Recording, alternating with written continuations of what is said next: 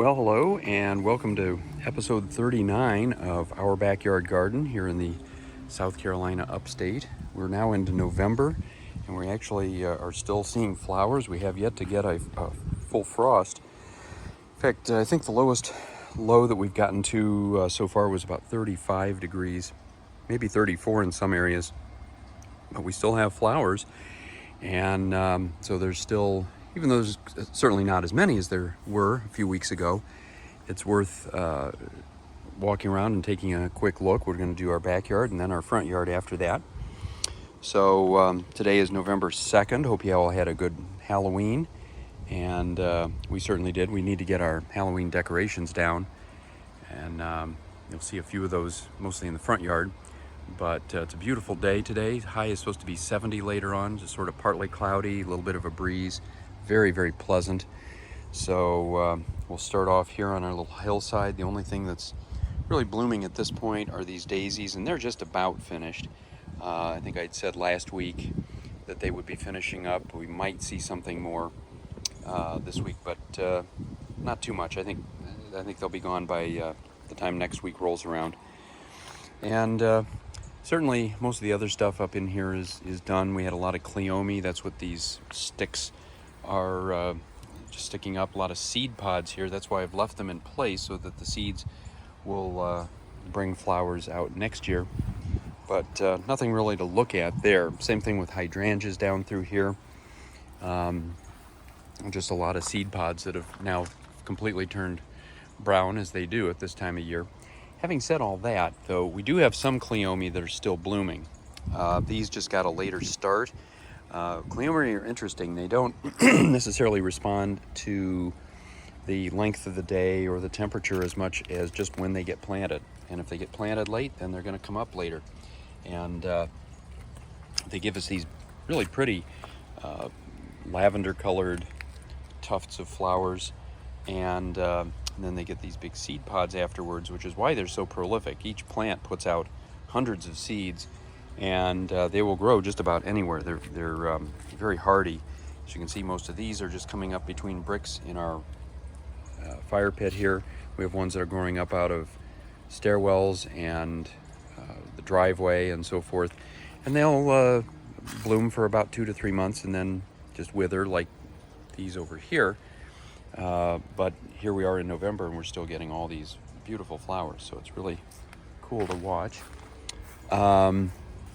Down through here, most of this is already finished up. A few things that are worthy of note. Still some zinnias. We put these in from seed. They're doing pretty well. Smaller zinnias than what we're used to. The ones that most of the ones that we put in are roughly 4 feet tall. These are only about 2.5 feet tall, and the flowers themselves are a little smaller, but it's giving us some color, which we like. We have a celosia here, and this was given to us by a friend. It's done very well, and here we are again in November. It's still blooming. And we have some vinca. All of these are from seed. We grew these this year out on our porch and put them in back in June or July. And then a lot of things up in here, and I'll come back to these begonias in a minute, but our azaleas are doing almost as well now here in the fall, and we're well into fall now, almost halfway through fall. These are doing almost as well as they do in the spring. We have 6 azalea plants, and they are just covered. And I do not remember them doing this well last year, but last year was a very different year. We had an earlier frost that was somewhere, I don't remember the exact date, but it was somewhere around October 16th. And that really killed off a lot of our fall flowers, including the azaleas and certainly things like impatiens, which absolutely cannot tolerate a frost. But even without a frost, the shorter days and the cooler temperatures that we've had have cut into the foliage on the impatiens here. Still getting a lot of flowers, but they're not as, the plants themselves are not doing as well. But again, more azaleas down through here. They just look fantastic. This color is great. You can see it from the house. The flowers themselves are beautiful. I really enjoy our azaleas, especially since they bloom twice a year. We get nice big group of blossoms in the spring, and then again this time of year. It's really fun. And also along the way, one other thing that's doing really well are these red begonias. We had some pink ones that have pretty much finished up. They have not done so well, but these red ones have done great. They were really going crazy back in the summertime, and even now they're still giving us some great flowers, so we're really happy with those.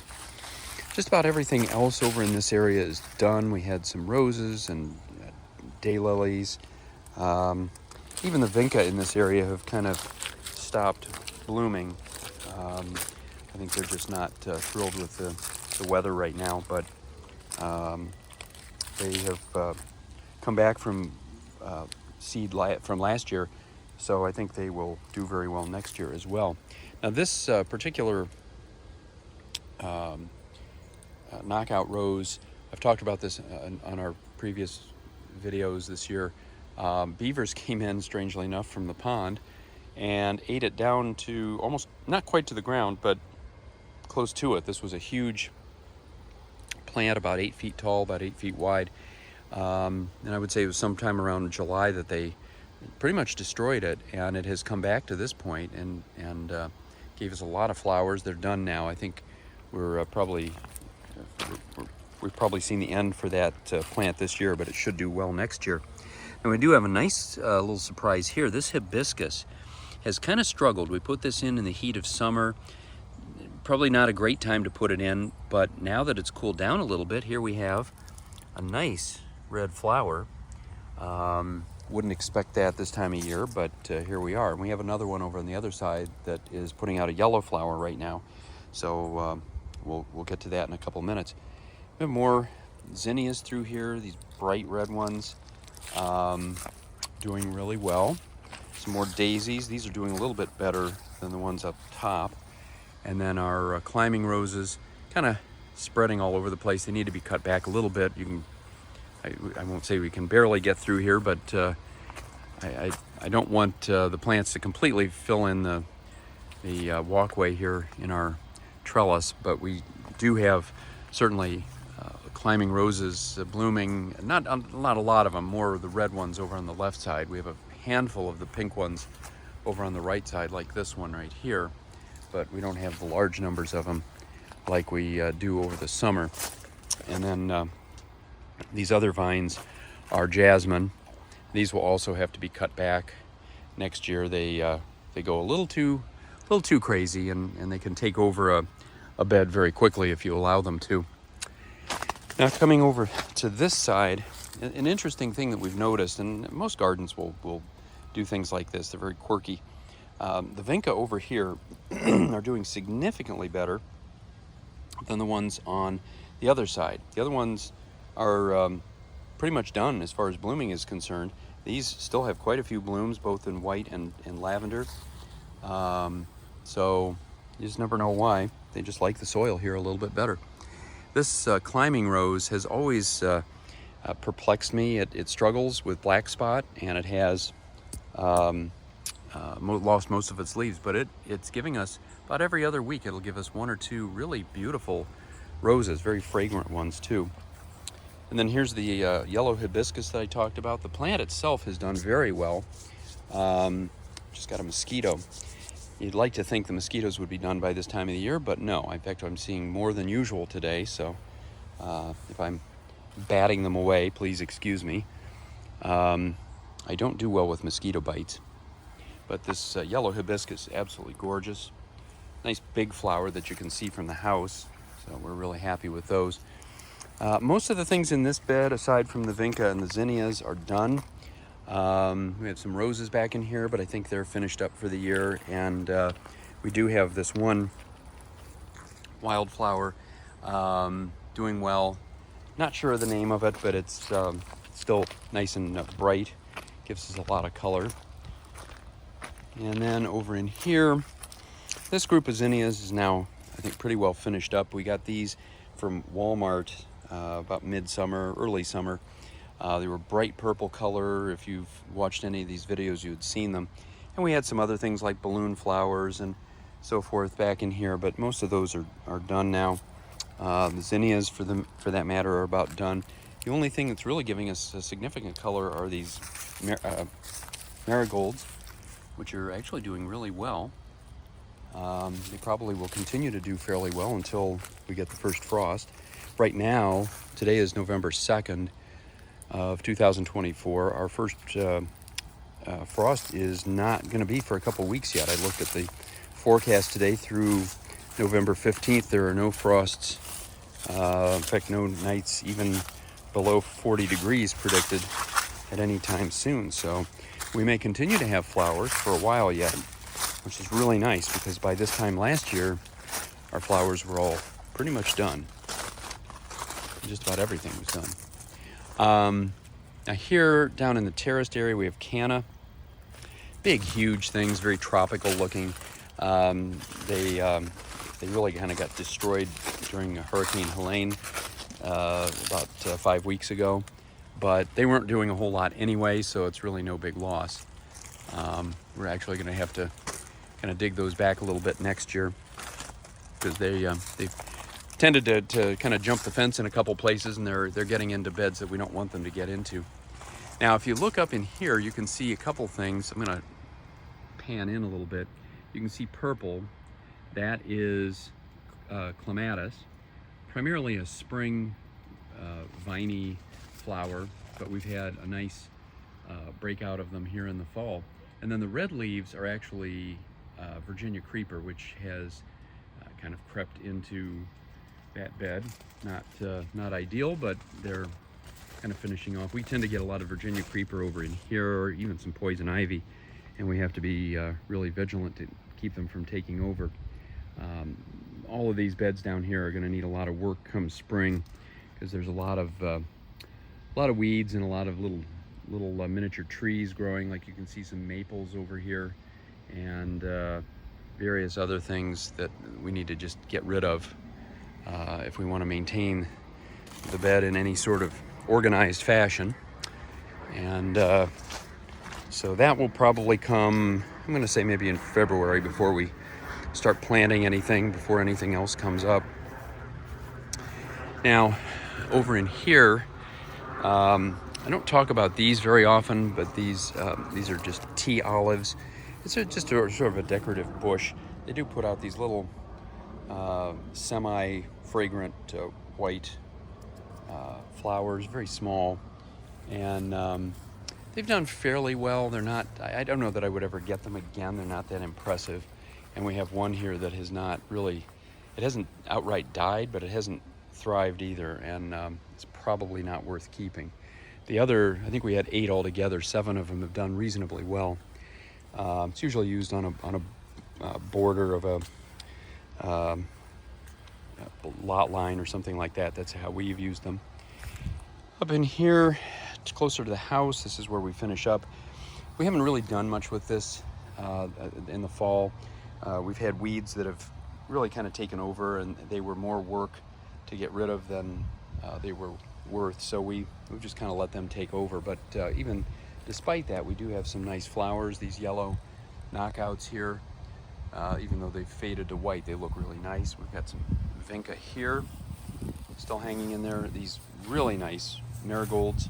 These came from seed. My wife put these in back in the summertime, and they've just taken off. We have more up on the deck that we're going to show off in a minute. And then we also have a few tomatoes here. I'm going to pick a couple of these that look like they're ready. We haven't had a lot of tomatoes this year, but the ones we've had have looked really good. So get these off of here and let the others continue to grow. Always kind of fun when you can make your own fruit. We got some clematis here. It's just giving us a second wind here in the fall.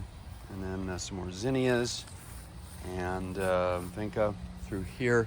We had some roses. In fact, last week we had a couple of lavender roses. They're done now. I don't see any of the buds on that plant, so I don't anticipate any more. More vinca through here.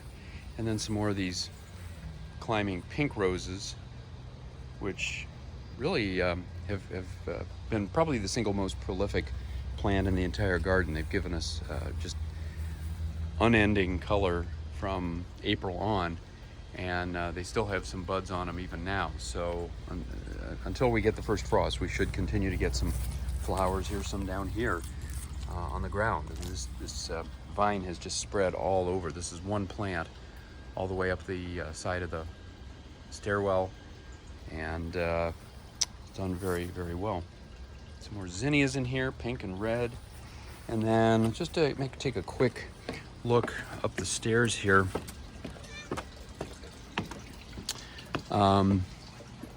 These are almost entirely from seed, mostly marigolds. These orange and dark yellow ones doing really well. And then some more vinca over in here. And even a few morning glories. They kind of wrinkled up for the day. Oh, you know what? Having said that, we got a couple here that are not done. This nice bright blue color. It's always been one of my favorites. And it's interesting to me how this plant, when it wrinkles up in a couple of hours, it turns purple. This is kind of a quirk of the morning glory.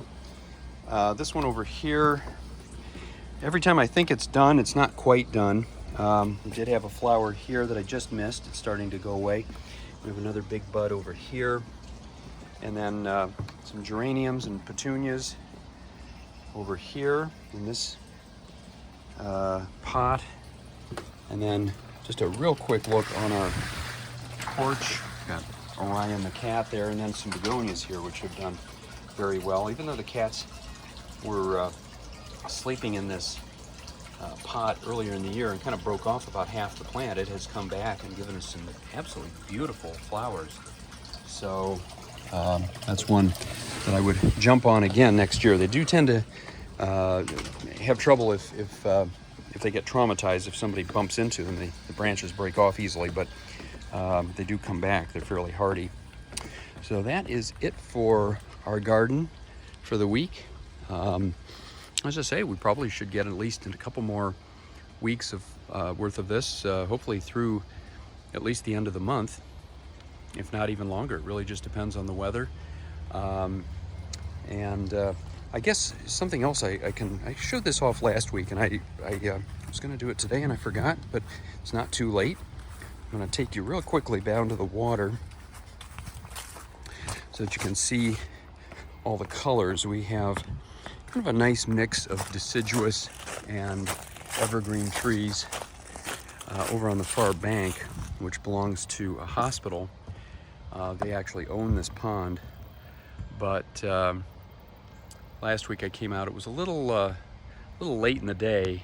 Really weren't getting a whole lot of sun. Even now, of course, it's not a super sunny day, but you can really see some of the colors, especially close up, and the reflections in the water are really nice. It makes you feel like you're maybe a little bit further north than South Carolina when you see this. Over here, these big trees in the water, that's a remnant of Hurricane Helene. That was not like that. We have a couple trees doing the same thing over here. And unfortunately, and a couple more even down here. Unfortunately, the hospital doesn't really do a whole lot. They just sort of let nature take its course. So we're probably going to be seeing those trunks in there for a long time to come. Most of our trees still have their leaves, with the exception of these birches here in the back. We have oaks up in here, and of course they don't really change color. They just sort of turn brown. But it is definitely fall around here. Definitely looks and feels like it, although it's, as I say, it's about 70 degrees today. Beautiful day. And this is one of the things I enjoy the most about living in South Carolina compared to where we came from in Ohio. Up there it would be, you would have had frost about 3 weeks ago at least, and flowers would be long since finished, and leaves would all be gone. Although I've been told that the weather has been uncharacteristically mild up that way this year, and so they're getting to enjoy this fall a little bit more than typically. So that is about it for this week. Hope it's sunny wherever you are. Until next time, happy gardening.